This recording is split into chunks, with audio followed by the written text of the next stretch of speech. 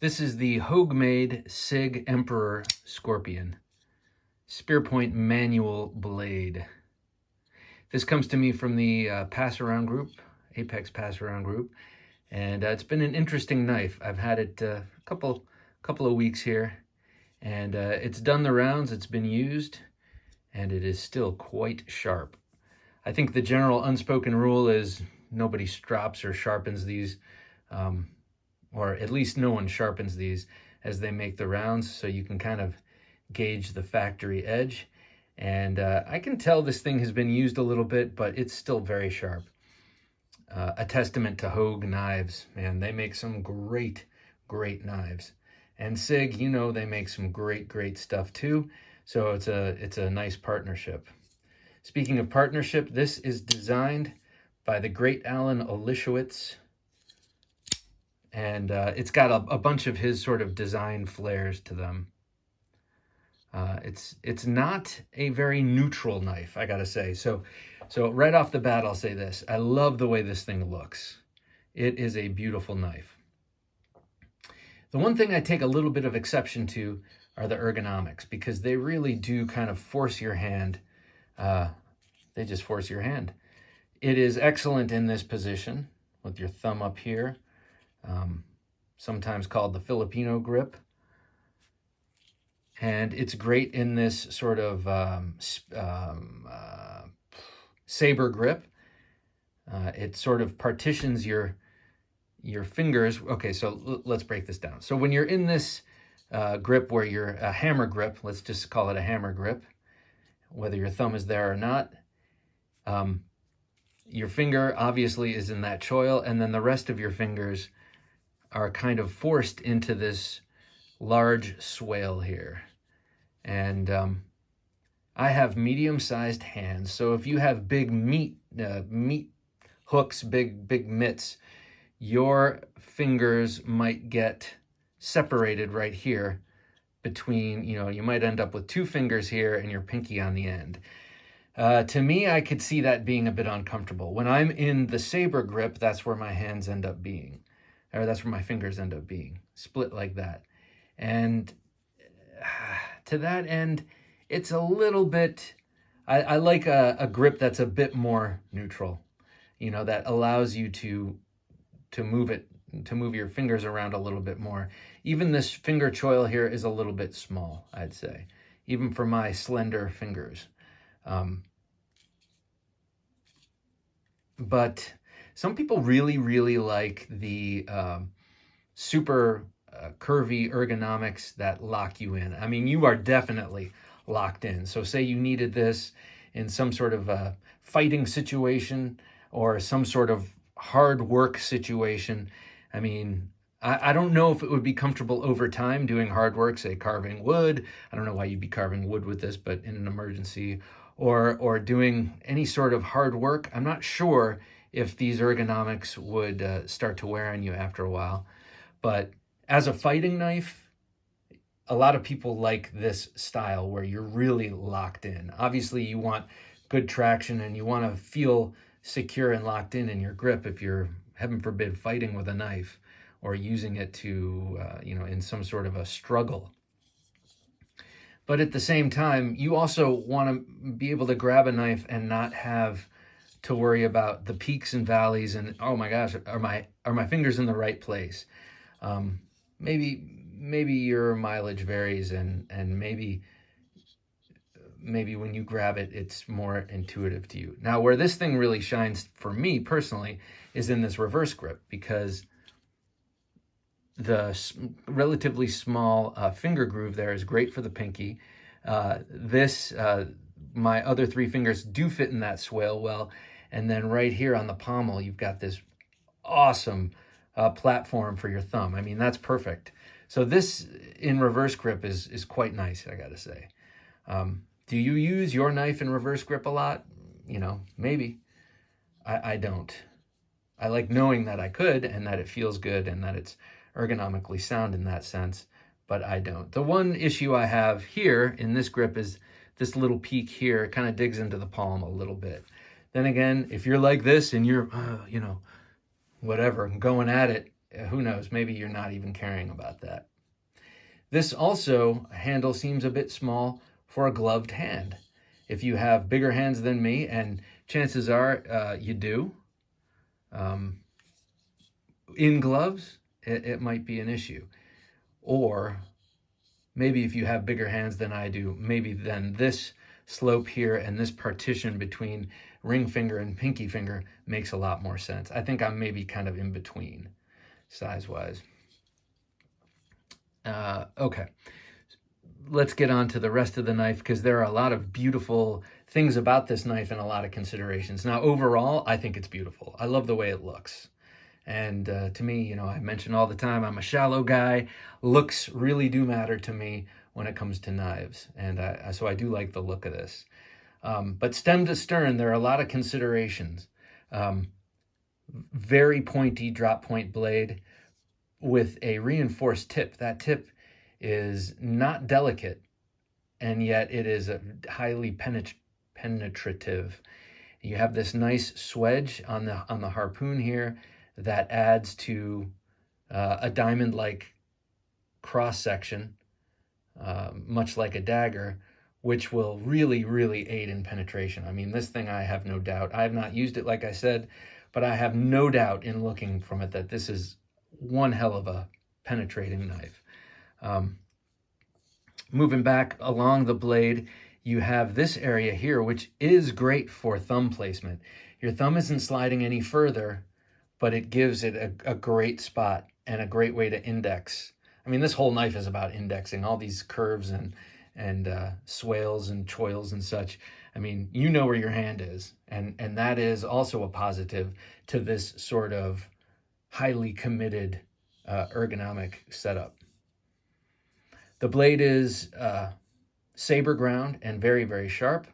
It is 154 cm steel, which is among my very favorite. Oh, this is CPM 154, so that means it's a powder metallurgy version of 154, which makes me like it even more.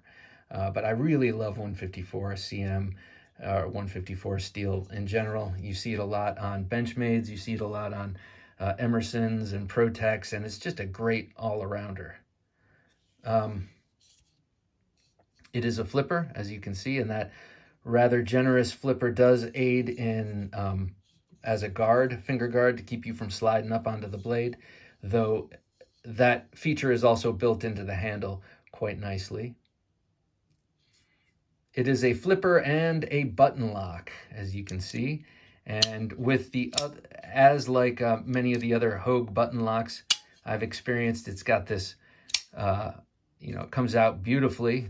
They really tuned in the flipping action to this style lock quite well. It's a plunger lock, button lock, and you have quite a bit of surface area from that wider portion contacting the tang of the blade. It's about half of the width of the blade, which I like. And then as it comes in, there's a little stop point right there. It's kind of like a half stop or something. So it's not going to swing shut on your fingers if your fingers or the fat of your hand happens to be there, and then you take it the rest of the way. You can, if you really whip it in, get it to go in all the way. So you're not limited. Whoops. You're not limited in. You can just bring it all the way in if you want it as a fidget toy, which you know, a lot of us like knives as fidget toys. But I appreciate that, I gotta say. Now this lock is does not lock it shut. It's there to lock it open. So maybe you're concerned that somehow with your grip, your thumb might engage the lock while you're using it. Even if it did, this flipper would stop it from closing on your hand. But it's nice to have that secondary lock, and then you can't push the plunger all the way through. It doesn't really get in the way. I don't mind it. I don't mind a secondary lock as long as it's not obtrusive. You have milled aluminum handles, which I love, and through getting passed around to various people, you can see it's taken on a little bit of wear.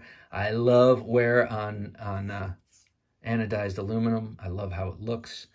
It gives it that old favorite pair of jeans kind of look.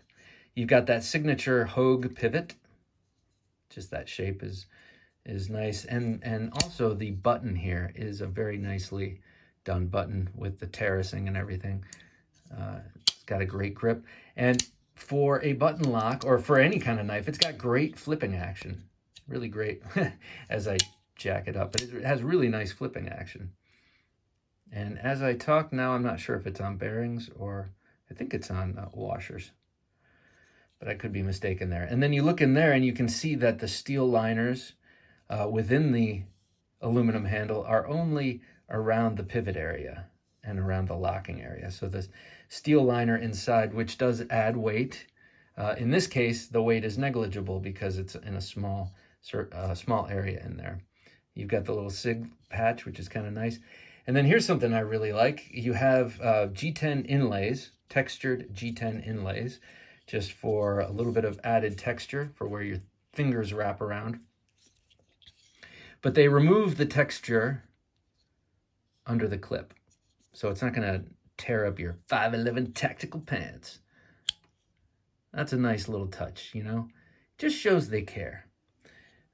Then again, they could help sell more pants by texturing that. But it's really nicely done. I appreciate that attention to detail.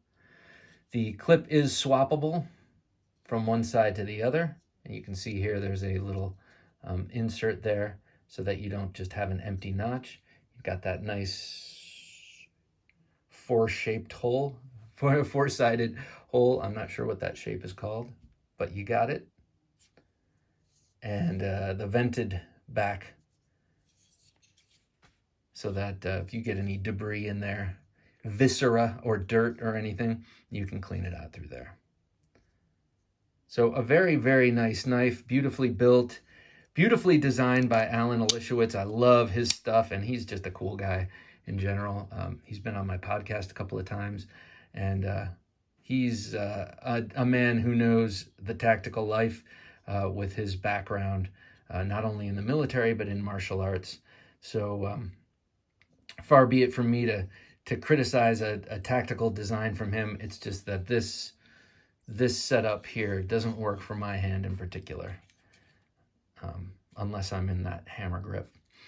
So let me show it off with a couple of comparison knives. I don't have much in the way of Hogue.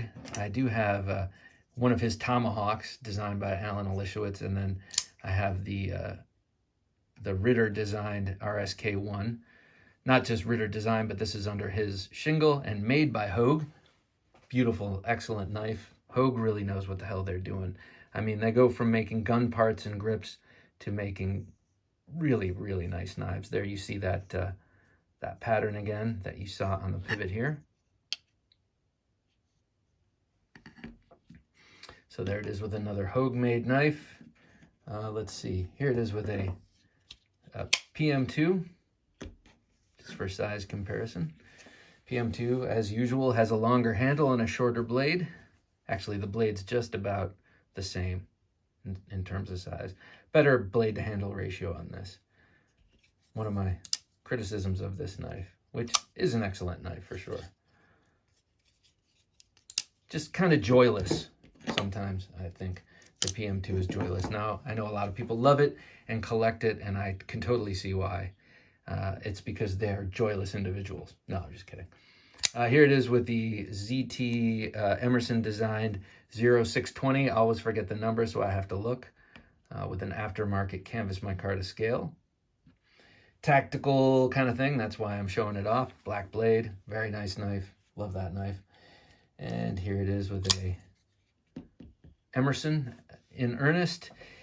I didn't mean that, but Ernest Emerson, Ernest, get it? So this knife I brought out, not because it's a common knife that a lot of people have, this is the Tiger, but because it's got ergonomics that are very committed, but also allow you a little bit more room to breathe, you know? So I just wanted to show those off together. You can kind of see how the Emerson knife has a little bit more room for a bigger hand, and maybe is a little bit more neutral, even though it's got the bird's beak and the and the big choil and everything. This whole area and the top just kind of lets you relax and breathe a little bit, though it locks you in. Great knife. Love that knife. And then the last knife I'll show it with is a ProTech. Also aluminum, black aluminum anodized handle. Also a plunge lock. This one is automatic. But I thought I'd show them together because they're kind of in a similar camp. What with the milled aluminum, like I said, and with the plunge lock, button lock kind of setup. And same blade length, nearly the same handle length, but much more neutral handle, and allows for more possibilities of comfortable grip, in my opinion. So if you love the design, I would say this is an excellent knife to get, because Hogue Knife makes just incredible knives. And I like the partnership with SIG. They make, you know, their product is quite incredible too, their pistols and such. And, well, there you go. This is the SIG Sauer Hogue made X5 Emperor Scorpion. Great name. Great knife. Great designer. Check it out if you like it.